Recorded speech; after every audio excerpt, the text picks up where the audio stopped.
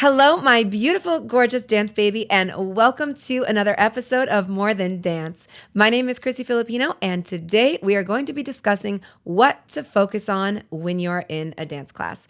It can be overwhelming. You're thinking about your legs, your arms, your facials, where your head's going, which way to look, which way your body's facing, where's the stage, where's the audience, where your periphery is, and the other people around you. So much to think about at all times. Meanwhile, you're also learning and you're also taking in someone else's choreography, someone else's movements, and you're trying to put them into your own. This can be so overwhelming. And as a teacher and as an empath, I can feel the energy. I can feel the frustration.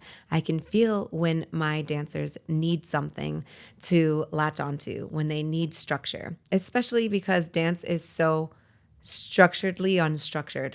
And it's like actually kind of funny how that is. So when you're in a class with me, I will be referencing the cake method, and it goes like this. The first layer of the cake is the base. It's the biggest layer. It's all about memory. We're going to go down and we're going to break down these layers in just a second, but I just want to give you an overview. The second layer, it's all about style and technique. So it's going to be the layer that sits on top of that big layer. The top layer is going to be the performance layer. And this is everything about your performance quality. So this is the layer that sits on top of the styling and technique, which sits on top of the memory layer. It is also really good to think about this concept in a longer spread out type of way over the course of time, especially if you are preparing for a performance. So let's start with the first layer. The first layer is all about memory. Now, if you're like any of my students, you will say right now, oh my gosh, yes, memory, that's something that I struggle with. And it is so common to struggle with memory. There's so much to take in. And I wonder if this will start to help you with your memory because it'll shorten the amount of ideas that you are trying to memorize. When you're thinking about this layer, I want you to think bare bones. Everything is just exactly what the move is. It doesn't have style and technique because that's your second layer. It doesn't have performance quality because that's your third layer. This layer is all about getting the movement in your body and feeling the movement as if you are a person outside of your body. I haven't quite mastered how to explain this because I think of it in two ways. It's almost like your eyes are like looking, but they're not looking at anything. So when you're looking at the mirror, you're just kind of like, there you are. I sometimes think of like myself as a self and like my inside self coming out and like understanding that like movement is happening. And then I also think like if I just close my eyes completely, what would my body be feeling like? And this is kind of funny because that's three different ways to kind of do the same thing. And what that is allowing you to do is just feel the base layer of what that movement feels like in your body. And the mirror is so helpful because it allows you to just like take a quick snapshot of like, okay, she's doing that. All right, I'm doing that too. Okay, that movement goes like that. Okay, cool. I'm doing that too. Also, the mirror can be this tool that we rely so heavily on that it actually inhibits us from relying on ourselves. So every now and again, when you're in this phase, this layer of the phase, take your eyes out of the picture. Look through, look away, or look in and feel what this movement is without the reliance on a mirror. So many things can come up from that. And another good way to do that actually is to face a different direction. Have you ever done that? When you're just like, oh, let me face away from the mirror. Now the mirror is taken away and you're just like, oh my gosh, what are these moves? We do this at my studio all the time. And it's always so funny because I'm like, all right, we're going to switch directions. And everyone's like, oh, no, I'm just getting it. Or they know that they're up for the challenge and it's not funny, but it's like, it's kind of cute that they understand that a big challenge is about to happen. So when we're in this phase, it can be tricky to remember, not only because of all the things we're remembering, also because we're feeling out what the move is from one move to another. So it's like two moments are happening and then we have to figure out how to get there. So the body gets to understand the process. It gets to understand how to get from point A to point B. There's the transition. So you're going to be in this phase talking to yourself about your transitions and something we like to call our get the fuck there moments. So if you were to picture what a get the fuck there moment is very similar to a landmark in your hometown. So if you could picture right now, you're going to work from your house, and we all do that drive, right? Where you know exactly where to go, you know what road to take. You don't do it blindfolded, but you kind of could navigate like slightly eyes closed. Like if someone else was driving, you could be like, yeah, okay, right about now, that's where you're going to take the right. Okay, right about now, that's where you're going to. So it's knowing the outline. So the outline in this case is, how do I get from point A to point B? So how do I go from my house to work? Let's call that the choreography. Okay, going from my house to work, that's the choreography. And from there, we know all the important turns, meaning I'm going to take a right turn, I'm going to take a left turn, I'm going to make sure I stop at this traffic light, and I'm going to make sure that I pull into the driveway on this side so that I can park on this side because that's where I park. There's things that we know. These are landmarks, or as we call them at the studio, get the fuck there moments. And literally it means just that. And it's kind of funny because when I do have a newbie in class, they'll be like, oh, it's like, there's like stress, and it will come up and it will be like, okay, but how do we get down there? Like, how did you get down? Like, we just got up, and just get the fuck there. Get the fuck down. Like, there's so much overthinking sometimes about like the exactness, and the exactness will come in layer 2 and in layer 3. But for now, get your butt down on the floor. For now, just take the right-hand turn. And there's so many different ways to take a right-hand turn. Have you ever taken like such a good one and it was so smooth? Or you could take a really bad one where you go over a curb and it's like, oh my gosh, did I pop my tires? That's because you haven't finessed the other layers of the cake yet. Now, the reason why these get the fuck there moments are so important is because they plot out the whole routine. If I were to tell you there's about 3 phrases of movement in this routine, then there's probably going to be 3 get the fuck there moments per each phrase. It can vary, and that's not even an exact thing right now. So what we want to do is understand when they're happening, what in the music can I pull out, so you know exactly what to do and where to do it and how to do it. So if I were to say, oh, okay, that song, let's just say Little John Get Low for a second. If there's a movement that goes on, get low, low, get low, like that part we can pick out. We know when that's going to happen. Oh, skeet, skeet, motherfucker. That's my other get the fuck there moment. Like, I know where that is in the music. I can find that. I can figure that out. And I'm using the song, obviously, because I think you've heard it before. And sometimes we don't really get that advantage because you could be dancing to a song that you don't know so well. And that's why this technique is even more so important. So on that movement, when you're going, oh, skeet, skeet, you could be doing something, but the point is that you know where it is in the music, and then you know exactly what to do. Oh, on oh, skeet, skeet, we go down? Okay. And then it goes get low, and we go even lower? Oh, okay, I understand. Maybe I'll have to choreograph to this next. The point I'm trying to make, though, is you're plotting out the points in the music, and then there you are. You're doing them. You got the fuck there. You figured it out. Now, when you want to improve upon those, that's when we step into the next layer of the cake. In other words, if you know what you're doing, aka memory, if you can remember what you're doing, then you can improve upon it. And you can make the movements that you're doing more stylistic, more technical. They get to look a little better now. So let's go into the second layer of the cake. This is our styling and technique. Now, if we're doing a turn in the dance, let's say we're doing just a normal, we'll say en dehors pirouette. When we're learning it, we might be like, okay, a turn is there. Understand. Maybe we don't hit it right away. Maybe we didn't fully do the arms exactly. That's okay. We know that it's there. Layer 1.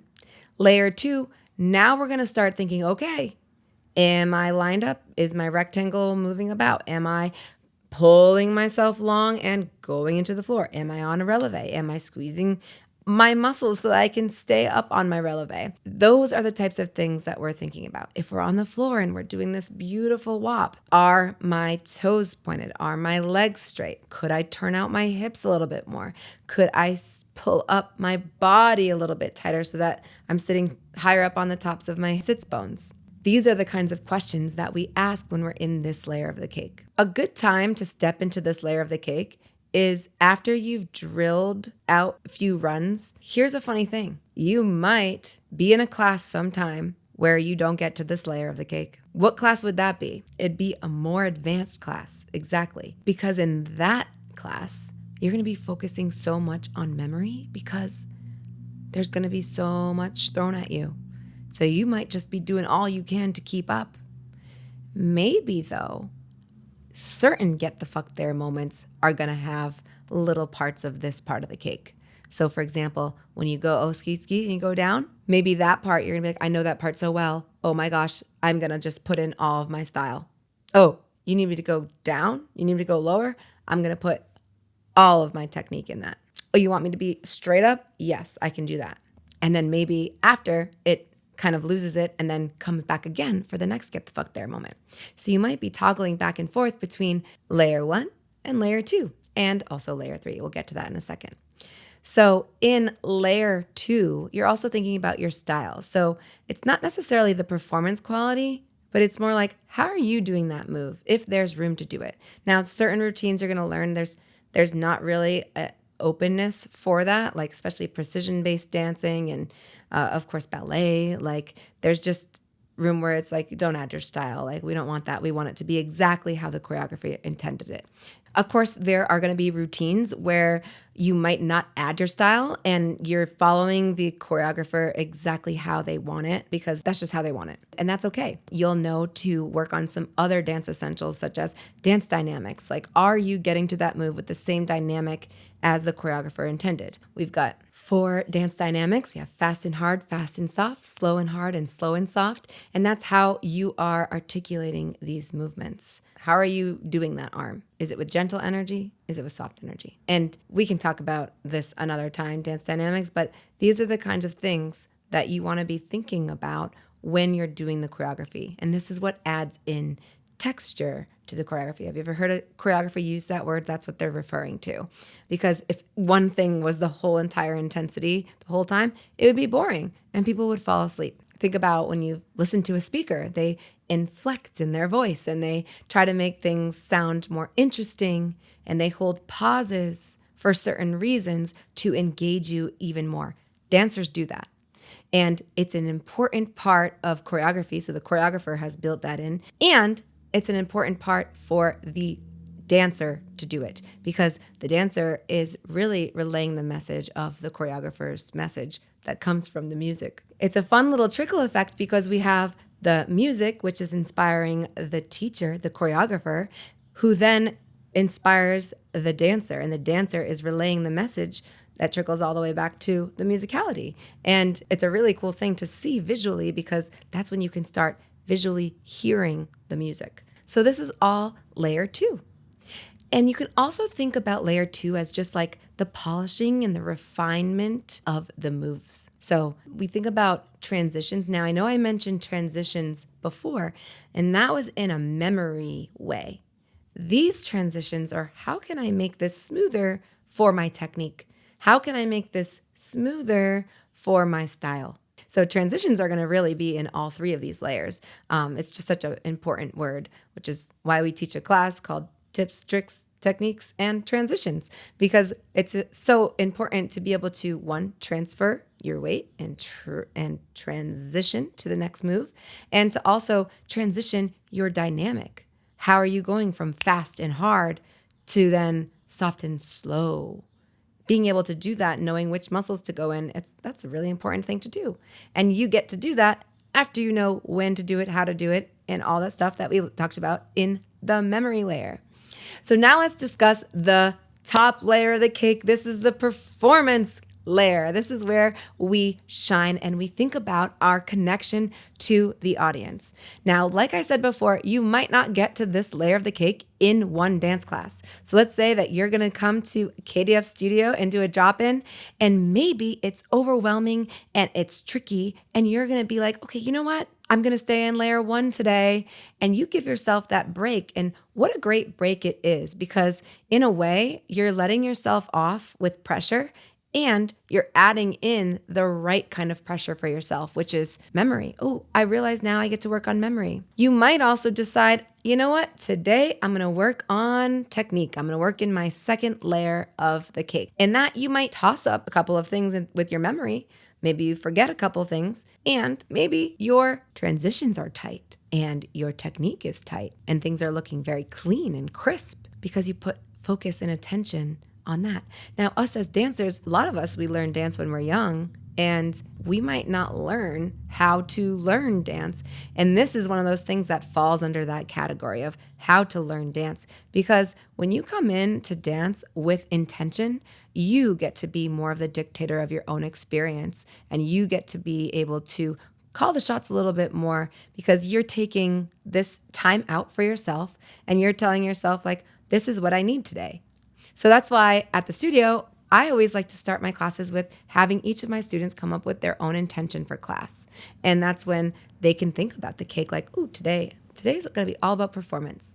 And that's their intention for class. So when they're checking in with themselves and then they're like mad at themselves for forgetting it, then I get to be like, your intention wasn't memory, baby. It was performance. So stop worrying about that. And then they're like, oh, you're right. We get to relieve ourselves from that expectation that we should have all 3 layers of the cake at one time. When should you have all 3 layers of the cake at one time? When you're performing, when you're on stage. Yes, that's when all 3 are going to be combined. In a drop-in dance class, though, probably not, especially if you're in a class that's challenging you, because hopefully that instructor knows you so well, knows how to challenge you by leveling up your technique, by leveling up the moves that you're doing and giving you ways to improve your performance, because that performance quality should always be thought about, always. So let's go back to that layer of the cake because I want to talk about some things to think about. Performance quality, your interaction with the audience, your eye contact, your facials, where your head is in space, how your head's reacting to your body, how to be intentional with each movement that you're doing. What is the theme of the dance, if there is one? Am I projecting that? What is the vibe of this dance? Am I showing that? What am I trying to showcase? Is there a deeper meaning? Am I doing that? What is my relationship with myself to my body? Am I dancing more inward today, or am I dancing more outward? This is performance quality. Am I using my eyes? Am I trying to hit certain facials with certain parts in the music? Am I trying to reach for a deeper meaning within my face? Am I fully committed to each movement? Maybe I'm understanding the dynamic of each movement. And am I also committing 100% of myself to each of those movements? We talk about this phrase all the time, full out. Full out is doing all the movements to their full capacity. Am I being authentic if there's room for that? Certain, you're going to know also when and when not to do this. And maybe if you don't know, maybe I can do another episode on this in the future. So layer 3, all about performance and all about engaging with your audience. Now, what I've found is once I've introduced this concept, this method to my students, they've been able to just pick something out and have a little more ease when they're in the classroom, when they're at the studio. It's become something that is actually cute to like hear them reference. They'll be like, oh, I'm going to work on memory today. Or, oh, I'm going to work on my technique today. And then I know which layer of the cake they're in, so I know how to challenge them in that specific class, which is really cool. So I hope that this helps you when you're at your next dance class. Let's just do a quick review. We have our 3 layers of the cake. Our bottom layer, our biggest layer, is our memory, because don't forget, in order to do all of the moves at the top layer of the cake, you got to remember what moves you're doing. So that's why that one's at the bottom. The base, the foundations, the bare bone, the bare structure.